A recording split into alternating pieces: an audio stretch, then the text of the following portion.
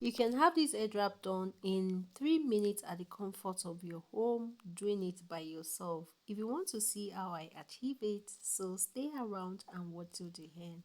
I'm using a sego material to create it. You can use ashoke or any other material of your choice to create this style.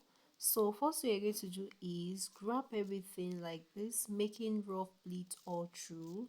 Don't say because I said rough pleats, you're not going to get it aligned. You're going to make sure it is at least neat to some certain extent before you fold it up like this. It's going to be rough because we're not picking it one by one, but after picking it roughly, you're going to use your hand to straighten it up like this. The rough there is just like you're going to make the pleat very fast, then use your hand to straighten it up and get it well aligned like this. So once that is done, you have a hole at the middle, and that is very important to create it. So you need elastic band, rubber band, then you grab this part up like this. After you must have grabbed this up, the next thing we're going to do is look at my hand. I'm going to dip my hand into the hole and press it down like this. Then I need another set of band, probably two, to get it secured. So I'm going to use it like that. But if you have a thick rubber one, is okay. So you you have this shape, then you make sure it is equal.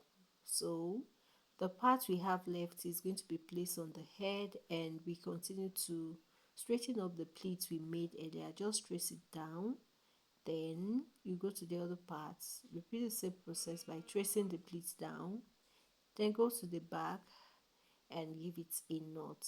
So this shape you have at the front can either be at the side, center, whichever part you want it to fall.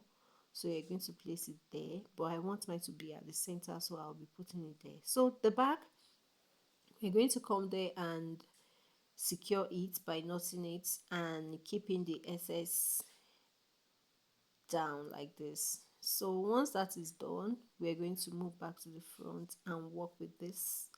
So I'm going to look for a hole. That's why I said the hole is important. Look for the hole, dip your hand into it and make it open. So you're gonna look it for the other side and press it down like this.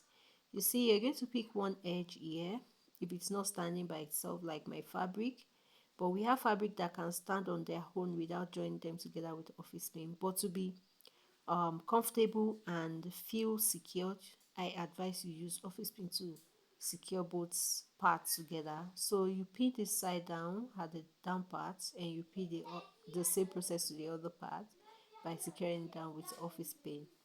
So once you are done securing, you have something like this. So you're going to dip your hand into the hole, make it open and press down. It's as simple as that. But before you go, check it out.